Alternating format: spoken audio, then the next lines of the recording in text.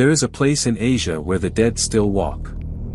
A place where demons guard bridges, judges weigh souls, and sinners, they are dragged into the depths of hell. This is a place where the living are warned not to stay past sunset. Because here, the gates to the underworld are wide open. This is not just a myth, this place actually really exists. This is Fengdu, the ghost city. Welcome to the Glimp. Fengdu lies on the slopes of Ming Mountain, by the Yangtze River in Chongqing, China. And for more than 2,000 years, it has been known as the City of Spirits, a place where the souls of the dead must pass through on their way to the afterlife. The legend began during the Han Dynasty, around the 1st century. Two men, Yin Chongsheng and Wang Fangping, came here to practice Taoism, an ancient Chinese philosophy that is focused on living in harmony with the natural world, and seeking spiritual immortality. Yin Chongsheng was said to be a Taoist adept and alchemist who devoted his life to mastering spiritual cultivation, seeking the secret to eternal life. He is sometimes described as a hermit who attained immortality through meditation, herbalism, and inner alchemy. Wang Fangping is similarly revered as a Taoist immortal who journeyed into the mystical mountains to practice secret rites and transcend mortality. But the two men never returned. Many locals believe they ascended into immortality, or maybe something much darker. Together, their names, Yin and Wang, form the word for King of Hell. A chilling sign that some legends are more than just coincidence. In Chinese mythology, the soul must pass 3 terrifying tests in the city of Fengdu before it can move on.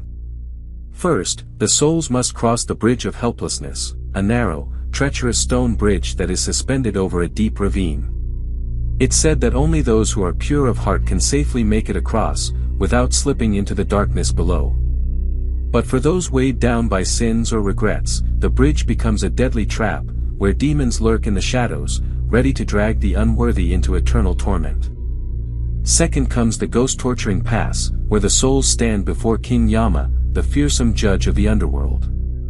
Draped in robes of judgment, King Yama carefully examines every action and sin committed during a lifetime. Around him, monstrous servants and terrifying demons hold the tools of punishment, carving the fate of each soul into stone tablets that determine their eternal destiny. No deed, no matter how small, escapes his gaze. The verdict is final: reward the virtuous with peace, and condemn the wicked to suffer unimaginable tortures in the 18 levels of hell. Finally, the souls reach the Tower of the Last Glance to Home, a solemn, towering structure perched at the edge of the underworld. Here, the departed are granted one final moment, a lingering look back at the world they once knew. Through the mist and shadows, they see the homes they left behind, the faces of loved ones, and the fleeting memories of their past lives. It's a bittersweet farewell, a moment filled with longing and sorrow, before the soul vanishes forever into the unknown realms beyond. Beyond their physical forms, the Bridge of Helplessness, the ghost-torturing pass, and the Tower of the Last Glance each represent profound stages of the soul's journey, both outward and within. The bridge challenges us to confront our true nature, demanding purity and courage to cross from ignorance into self-awareness.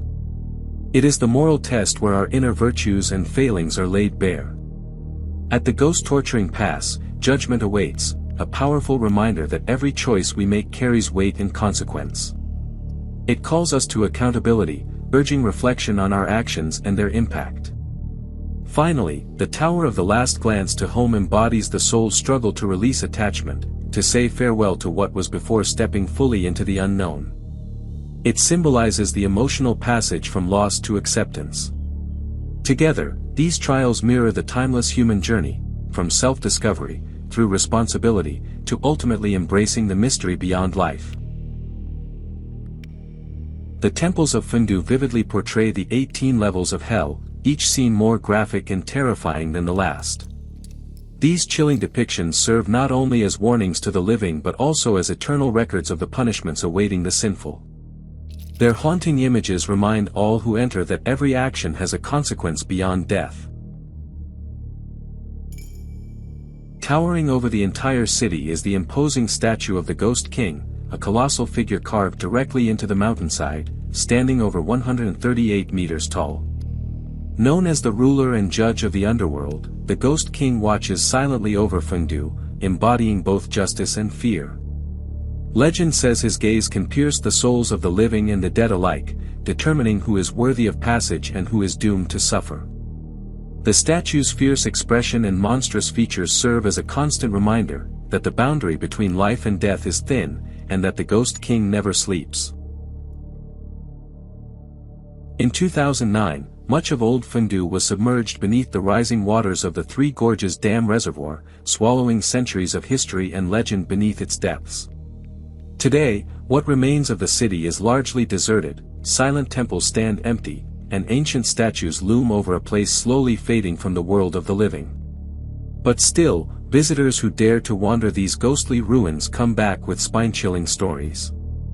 Some speak of footsteps echoing through the hollow halls, whispers drifting along the cold stone staircases, and shadowy faces appearing briefly in the thick mist.